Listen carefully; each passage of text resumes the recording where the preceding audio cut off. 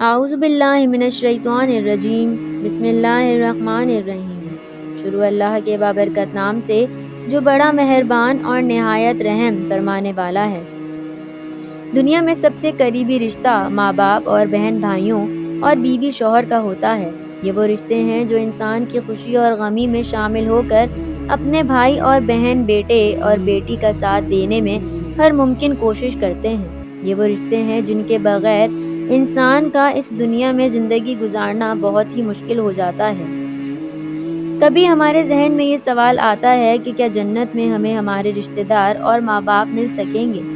ہم اگر دنیا میں نیک اعمال کر کے جنت حاصل کر لیں تو کیا جنت میں ہماری یہ خواہش پوری ہوگی کہ ہم اپنی ماں یا بیوی یا کسی بھی اپنے چاہنے والے کے ساتھ رہ سکیں؟ حدیث میں ہے کہ جب کسی انسان کی روح قبض کی جاتی ہے تو اس کی روح کو علیین یا سجین میں بھیجا جاتا ہے۔ علیین نیک روحوں کا مقام ہے۔ وہاں تمام روحیں اس روح سے ملاقات کرتی ہیں۔ جس بندے کی روح کو علیین میں بھیجا جاتا ہے تو اس کی روح سے ملنے کے لیے تمام رشتہ داروں کی روح اس روح سے ایسے ملتی ہیں جیسے کہ وہ کئی صدیوں سے کوئی بچھڑا ہوا انسان ملتا ہے۔ اللہ تعالیٰ فرماتا ہے کہ اے میرے بندو، آج تم پر نہ کوئی خوف طاری ہوگا اور نہ تم غمگین ہوگے۔ میرے وہ بندے جو ہماری آیتوں پر ایمان لائے تھے، تم بھی اور تمہاری بیویاں بھی خوشی سے چمکتے چہروں کے ساتھ جنت میں داخل ہو جاؤ۔ ان کے آگے سونے کے پیالے اور گلاس گردش میں لائے جائیں گے، اور جنت میں ہر وہ چیز ہوگی جس کی ان کے دلوں میں خواہش ہوگی اور جس سے آنکھوں کو لذت حاصل ہوگی۔ ان سے کہا جائے گا کہ اس جنت میں تم ہمیشہ رہو گے۔ ان آیات سے یہ ظاہر ہوتا ہے کہ جو مرد حضرات جنتی ہوں گے ان کی بیویاں بھی ان کے ساتھ ہی جنت میں داخل کی جائیں گی۔ ان کے لیے شرط یہ ہے کہ ان کی بیویاں بھی نیکوکار اور پرہیزگار ہوں۔ حضرت ابو ہریرہ رضی اللہ تعالی عنہ سے روایت ہے کہ رسول کریم صلی اللہ علیہ وآلہ وسلم نے ارشاد فرمایا، جس وقت کوئی مومن بندہ مرنے کے قریب ہوتا ہے تو رحمت کے فرشتے سفید ریشمی کپڑا لے کر آتے ہیں اور روح سے کہتے ہیں کہ نکل جاؤ، تو اللہ کی رضامند ہے اور اللہ تعالیٰ تجھ سے رضامند ہے۔ اللہ تعالیٰ کی رحمت کی جانب اور اس کے رزق کی جانب اور اپنے پروردگار کی جانب جو کہ غضبناک نہیں ہے۔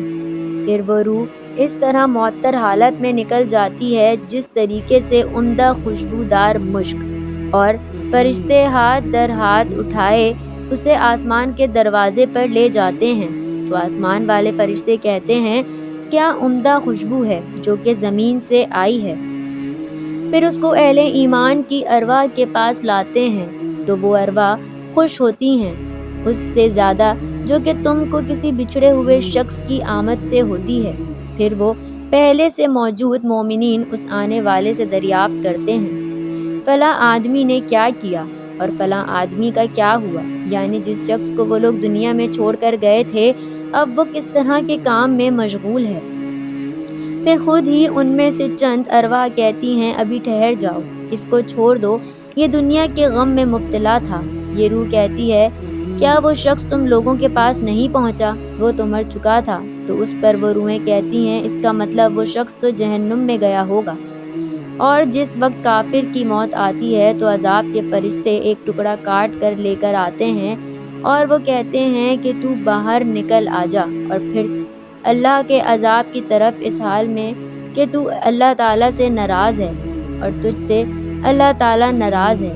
پھر وہ روح نکلتی ہے اس طرح کہ جس طرح سڑے ہوئے مردار کی بدبو ہوتی ہے، یہاں تک کہ زمین کے دروازے پر اس کو لاتے ہیں تو وہاں مامور فرشتے کہتے ہیں، کتنی گندی بدبو ہے۔ پھر اس کو کفار اور مشرکین کی ارواح میں لے جاتے ہیں۔ حدیث پاک میں ہے کہ تمہارا تمام نامہ اعمال تمہارے رشتہ داروں اور خاندان والوں کے سامنے پیش کیے جائیں گے۔ بے شمار روایات میں ہے کہ جنت میں سب رشتہ دار ایک دوسروں کو پہچان لیتے ہیں، وہ ایک دوسرے کے ساتھ مل جل کر رہیں گے، اللہ تعالیٰ ان کو اکٹھا رکھے گا۔ قرآن پاک کی سورہ طور کی آیت نمبر 21 میں ارشاد ہے، اور وہ جو لوگ ایمان لائے اور ان کی اولاد نے بھی ایمان میں ان کی پیروی کی تو ان کی اولاد کو ہم انہی کے ساتھ شامل کر دیں گے اور ان کے عمل میں سے کسی چیز کی کمی نہیں کریں گے۔ ابن عباس رضی اللہ تعالی عنہ فرماتے ہیں کہ بے شک خدا مومن کو سکون دینے کے لیے اللہ تعالیٰ ان کی اولاد کو ان کے اصل مقام سے کئی گنا بہتر مقام تک پہنچا دیتا ہے۔ اصل میں اس کی اولاد اس درجے تک نہ پہنچ سکتی ہوگی۔ آپ صلی اللہ علیہ وآلہ وسلم نے آیت کی تلاوت فرمائی جس کا ترجمہ کچھ یوں ہے: جو لوگ ایمان لائے ہیں اور ان کی اولاد نے بھی ایمان میں ان کی پیروی کی۔ اس سے یہ پتہ چلتا ہے کہ جنت مومنوں کی مرضی کے مطابق ان کی اولاد کو بھی ان کے ساتھ ہی رکھا جائے گا۔ یہ وہی لوگ ہیں کہ جنہوں نے دنیا میں رہتے ہوئے اچھے اور نیک اعمال کیے ہوں گے۔ اگر انہوں نے گناہ بھی کیے ہوں گے لیکن انہوں نے دنیا میں بھی اللہ تعالیٰ سے سچے اور پکے ایمان کے ساتھ توبہ کر لی ہوگی تو اللہ تعالیٰ نے ان گناہ گاروں کی توبہ کو قبول کرتے ہوئے معاف فرما دیا ہوگا۔ اللہ تعالیٰ ایسے بندوں کی مرضی بھی طلب فرما لے گا، پھر ان سے ان کی مرضی دریافت کی جائے گی تو وہ کہیں گے کہ ہمارے تمام گناہوں کو معاف فرما دیا جائے، تو اللہ تعالیٰ ان کے تمام گناہوں کو معاف فرماتے ہوئے ان کو دنیا کے سب کیے گئے گناہوں کو بھلا دے گا۔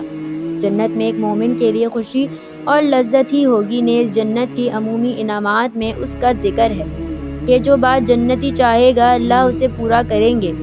اسی طرح آپ صلی اللہ علیہ وآلہ وسلم نے فرمایا کہ انسان دنیا میں جس سے محبت رکھے گا آخرت میں اس کے ساتھ ہوگا، لہٰذا ایمان کی حالت میں مرنے والے رشتہ داروں اور اقربا سے میل ملاقات کے لیے بھی جنت میں کوئی رکاوٹ نہیں ہوگی۔ قرآن پاک کی سورہ بقرہ کی آیت نمبر 25 میں اللہ تعالیٰ ارشاد فرماتا ہے: اور جو لوگ ایمان لائے اور نیک عمل کرتے رہے ان کو خوشخبری سنا دو کہ ان کے لیے جنت کے باغ ہیں جن کے نیچے نہریں بہہ رہی ہیں، جب انہیں ان میں سے کسی قسم کا میوہ کھانے کو دیا جائے گا تو وہ کہیں گے یہ تو وہی ہے جو ہم پہلے بھی کھایا کرتے تھے، اور انہیں ایک دوسرے کے ہم شکل میوے دیے جائیں گے اور وہاں ان کے لیے پاک بیویاں ہوں گی اور وہ وحشتوں میں ہمیشہ رہیں گے۔ نبی کریم صلی اللہ علیہ وآلہ وسلم کا فرمان ہے کہ مومن کو جب جنت میں داخل کیا جائے گا، جب وہ کسی بھی رشتہ دار کو ملنے کی خواہش رکھے گا تو اس جنتی کا بستر اس جنتی کو اس کے جنت میں دوسرے رشتہ دار کے پاس لے کر چلا جائے گا۔ وہ دونوں ہی جنتی رشتہ دار ایک دوسرے سے باتوں میں اس قدر مشغول ہو جائیں گے، وہ ایک دوسرے کو یہ باتیں کہیں گے کہ ہم نے اللہ تعالیٰ سے سچے دل سے توبہ کی تھی اور اللہ تعالیٰ نے ہماری فلاں دن اور فلاں مقام پر بخشش فرمائی تھی۔ اللہ تعالیٰ سے دعا ہے کہ اللہ تعالیٰ ہم سب کو نیک کام کرنے کی توفیق عطا فرمائے، آمین۔